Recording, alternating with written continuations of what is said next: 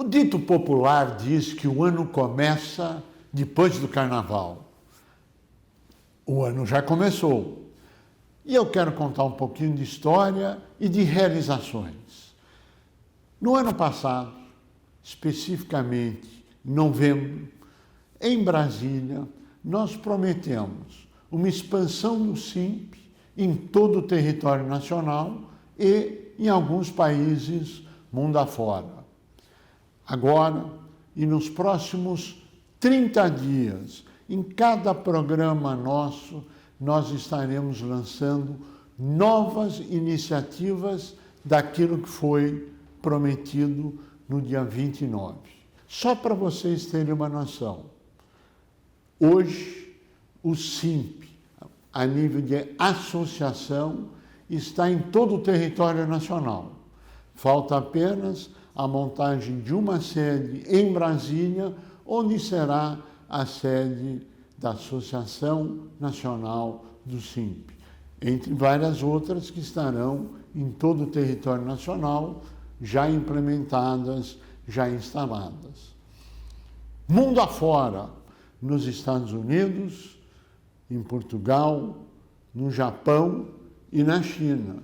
E este é um processo que está crescendo e vai crescer muito mais. Por quê? Porque nós queremos estar perto de você, ao seu lado. A nossa meta para este ano de 2025 é que até dezembro nós teremos 5.000 pessoas credenciadas que estarão visitando a sua empresa, levando negócios, levando oportunidades a vocês. Não mais discursos, não mais promessas. E estaremos em 20 países. Bem, agora a próxima pergunta é: e o que é que isto traz para mim? E aqui vai um pouquinho de reflexão que eu quero compartilhar com vocês. O país, o mundo, vive momentos de grandes desafios. Vive momentos que talvez nos últimos 50 anos ou mais jamais foram colocados para o mundo. E a pergunta é, muito bem, eu que estou na informalidade, ou eu que estou e tenho um MEI, ou uma pequena empresa, ou uma microempresa, ou uma empresa de uma forma geral, eu pergunto, como eu faço para me salvar? E quem é que vai me trazer cliente? Quem vai me trazer fornecedor? Quem vai me dar o mercado? E aonde eu busco informações confiáveis? Essas são algumas coisas que estarão sendo anunciadas. Onde é que eu pego e eu acesso e tenho a condição de buscar informações do conhecimento acumulado, da área de saúde, da área do meio ambiente, da área econômica, da área financeira, da área tributária, da área fiscal, do meio ambiente, enfim, em todas as áreas que afetam diretamente as empresas, todas, desde a empresa menor até a empresa maior. E o que é que nós fizemos de diferente? O SINP, Sindicato da Micro e Pequena Indústria, continua no estado de São Paulo. E no Brasil inteiro, o que nós fizemos? Nós montamos a Associação do SINP, a Associação Nacional. E com isto, muitas novidades estão vindo. E em cada programa, como eu disse, nós estaremos anunciando medidas. Essas medidas vão desde como sair da informalidade, por que sair da informalidade, vai ao nível de dizer como é que eu tenho acesso a endereços, e-mails, telefones de empresas que podem ser meus fornecedores ou que possam vir a ser meus clientes. Como é que eu faço isto no meu dia a dia? Como é que eu me capacito? Como é que eu tenho informação do meu passivo tributário? Como é que eu tenho informação do meu passivo fiscal? Como é que eu faço isso?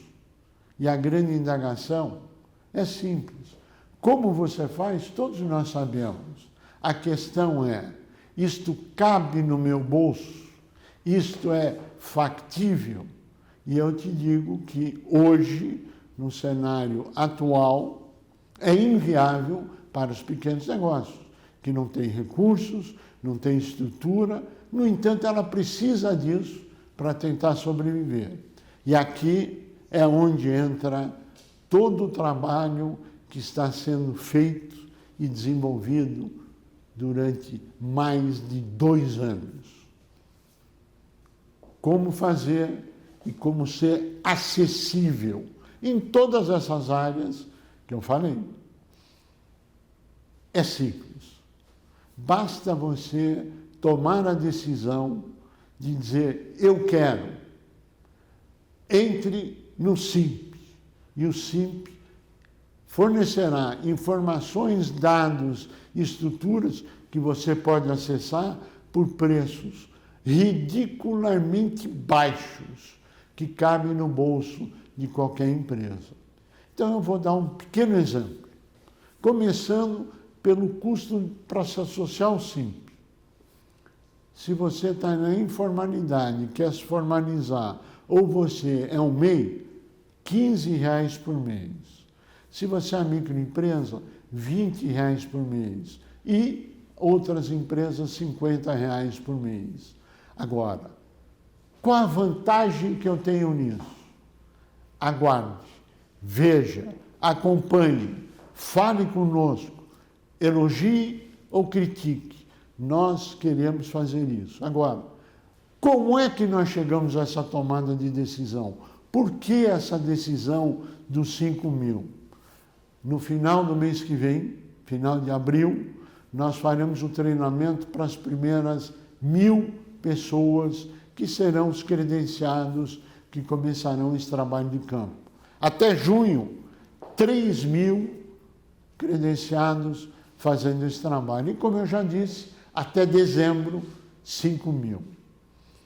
O nosso objetivo é nós teremos, pelo menos, dentro de 1 ano, um representante credenciado ou um credenciado ou alguém do Simp em cada município do país, fazendo que todos possam ter acesso à informação, possam ter acesso à solução, possam ter contas bancárias, ter acesso a crédito, enfim, todas as vantagens que mudam a sua vida, que mudam o cenário. Esse trabalho todo está sendo articulado, como eu disse, há mais de 2 anos. E é exatamente aquilo que nós prometemos, cumprimos em novembro do ano passado, onde contamos naquele momento com a presença de Sua Excelência, o vice-presidente Dr. Geraldo Alckmin, contamos com a presença de Sua Excelência, o ministro Luiz Marinho, contamos com a presença do Ministério do Empreendedorismo, através da representação das microempresas e do MEI, contamos com o pronunciamento do ministro Padilha, enfim, e contamos com representações do país inteiro que lá estavam naquele lançamento, onde era uma promessa, onde era um sonho. Agora, não é mais sonho, não é mais promessa, é realização. Para quê? Para que você possa ter cada vez mais condições disso. Quem pode se filiar ao Simp? Eu acho que é a derradeira e última pergunta. A Associação Nacional do Simp está aberta para que todas as empresas, todas, de qualquer atividade, indústria, comércio, serviço, agricultura, informal ou formal, possa se associar como sócio beneficiário e ter acesso a essas informações, ter acesso a esses trabalhos por preços muito baixos, que só se sustenta com a massificação. E este é o trabalho que nós estamos hoje anunciando oficialmente no nosso programa. Nós teremos muitas mudanças produtivas, muitas mudanças levando a você informação e solução de problemas de uma forma que cabem no seu bolso. Eu queria agradecer a oportunidade de estar com vocês, agradecer a Deus por estarmos aqui e desejar saúde, felicidade, prosperidade a todos, olhando sempre para a família, olhando sempre para os negócios e trazendo sempre felicidade e prosperidade. Muito obrigado.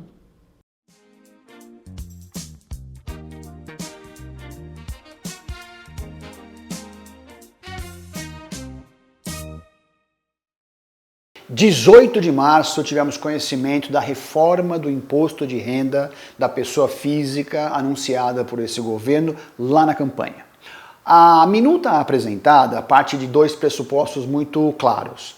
Isenção para quem recebe até R$5 mil via CLT, então empregados que recebam R$5 mil estarão isentos. Entre 5 e 7 mil, uma redução muito maior, com a tributação de apenas 25% desta base. Em contrapartida, a criação de um novo imposto, que é o imposto de renda das pessoas físicas das rendas altas. Então, como seria isso? Existe uma isenção de um lado e a fabricação de recursos de outro para suprir este valor. A via escolhida pelo governo federal, na redação do PL, é a tributação de 10% daquilo que as pessoas físicas recebam acima de R$600 mil ao ano.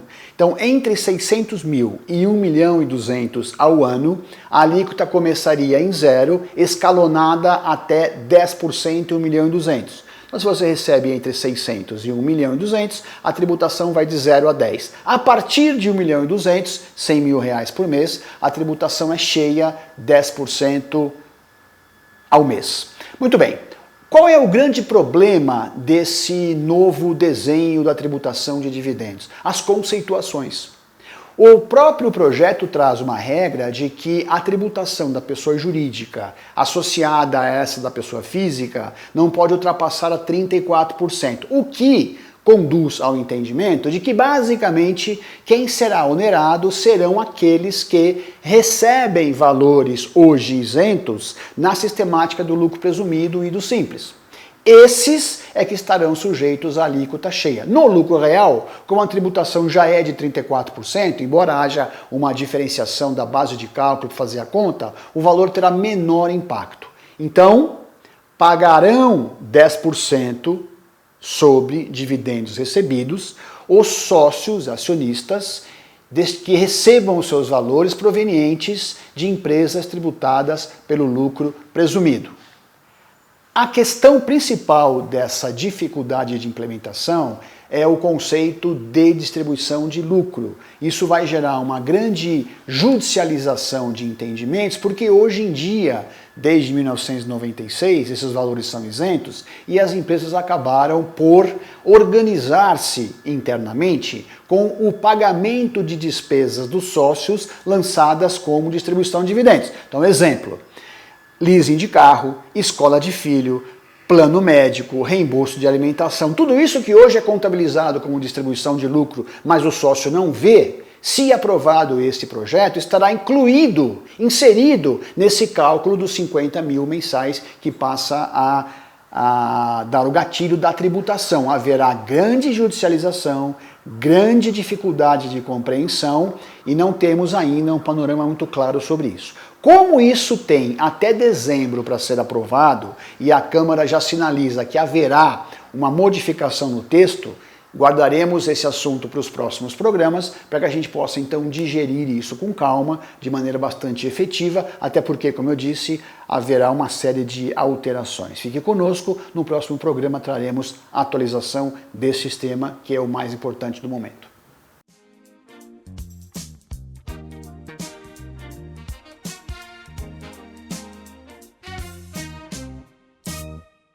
Você já deve ter ouvido, de certo, falar em balanço patrimonial de uma empresa, de demonstração do resultado de uma empresa. São duas peças dentre uma série de relatórios, de demonstrações contábeis, que toda organização, com ou sem fins lucrativos, deve apurar, levantar no início de cada ano, de cada exercício.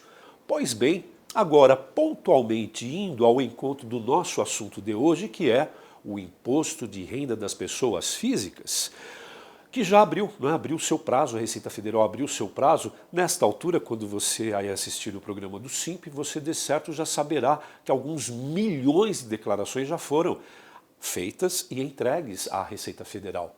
Pois bem, é a sua vez agora de fazê-la, entregá-la, mas com calma e tranquilidade. Veja, o que o fisco, o que a Receita Federal, o que a União quer saber de você, contribuinte pessoa física, é exatamente isso. Quais são as suas origens e quais foram as suas aplicações de recursos. Ora, se você, pessoa física, apresentou na sua declaração a compra de um imóvel, por exemplo, e aplicou recursos à ordem de R$300 mil e tem origens de recursos à ordem de 100, há um descompasso, há um desequilíbrio entre as origens e as aplicações de recursos. Fique absolutamente atento quando você declarar, portanto, todas as suas origens, quer sejam rendimentos tributáveis, principalmente é o que o fisco, que a Receita Federal fica de olho, rendimentos tributáveis, rendimentos isentos ou rendimentos tributados exclusivamente na fonte. Total cuidado com base no informe de rendimentos que lhe entregaram, produza, informe estas situações, as circunstâncias na sua declaração, e mesmo que, se porventura você optar pela declaração do imposto de renda pré-preenchida, não veja como absolutos aqueles números. Confira, verifique com o informe de rendimentos dos bancos, das empresas, enquanto beneficiário que é pessoa física, se cada um daqueles valores estão corretos, estão precisos, sob pena, não é sob pena de você enviar, cair na malha fina e ter o dissabor de ter que depois ficar verificando quais foram as informações discordantes entre a sua posição e a da Receita Federal. Aproveitando o ensejo, o prazo, como você já deve saber, para a entrega tempestiva da sua declaração é o final do mês de maio. Portanto, você tem ainda mais de 2 meses para planejar a entrega da sua declaração precisa, com todas as informações absolutamente precisas, e não queira correr para entregar. Temos muito tempo pela frente. Apresente a sua declaração de maneira única, precisa, conferida e fique pronto, não é, para ou restituir os valores ali apresentados, ali determinados, ou fazer os pagamentos do imposto de renda se devido for. Fui claro? Muito obrigado a todos, sempre uma grande satisfação. Até a próxima oportunidade.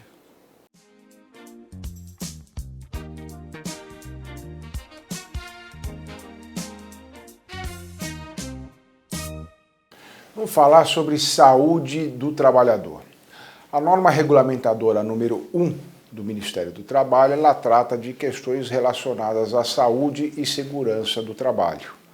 E a partir de maio de 2025, logo mais, nós teremos algumas alterações que já entram em vigor. A partir de uma portaria publicada no ano passado, a partir de maio as empresas vão ter que olhar, além das questões físicas da saúde do trabalhador, também efeitos psicossociais. Ou seja, a empresa vai ter que estar adequada e elaborar programas de gerenciamento, observação e precaução no que diz respeito às questões físicas, biológicas, químicas, exposições a elementos nocivos à saúde do trabalhador, ergonomia, mas agora há também esse acréscimo, a questão de observação, gerenciamento e prevenção em efeitos psicossociais. Ou seja, tudo aquilo que pode ser tóxico a aspecto emocional do próprio trabalhador. A exposição a excesso de trabalho, a questão de assédio moral, uma série de aspectos e ainda subjetivos vão ter que ser avaliados. E todas as empresas, MEI, micro e pequenas empresas inclusive, terão que observar essas normas. Terão que observar e estabelecer parâmetros de observação à saúde do trabalhador também no aspecto psicológico. Portanto, fiquem todos muito atentos. O MEI só vai ficar dispensado de elaboração de um programa de gerenciamento desses riscos gerais, mas também psicossociais. Micro e pequenas empresas estão obrigadas, inclusive, à elaboração desse programa. É claro que, pela lei geral da micro e da pequena empresa, a fiscalização do Ministério do Trabalho, nesse sentido, deve ser orientadora em primeiro lugar. Ou seja, havendo alguma denúncia ou havendo uma fiscalização, observando-se que pode haver alguma inadequação, alguma questão a ser elaborada ou ser corrigida, ela deve ser orientadora à fiscalização e conceder um prazo à microempresa ou à empresa de pequeno porte para fazer a adequação. No mesmo sentido em relação ao MEI. Mas é importante colocar, ela se aplica a todos. Portanto, as empresas têm que estar mais atentas, não só às questões da saúde física do seu colaborador, mas também à saúde psíquica, emocional de cada um dos seus colaboradores dentro do ambiente de trabalho. Adequando com contratação de empresas, outros profissionais, mas é importante estar atento a essa adequação e à prevenção à saúde psicossocial do trabalhador. O próprio SINP já vem trabalhando no sentido de estabelecer convênios e parcerias de maneira a poder disponibilizar aos seus associados situações aí diferenciadas e poder proporcionar, inclusive, um serviço que vá trazer essa regularidade e a formalidade também nas questões relativas à saúde do trabalhador, às relações de trabalho, de maneira sempre preventiva. Esse é o essencial.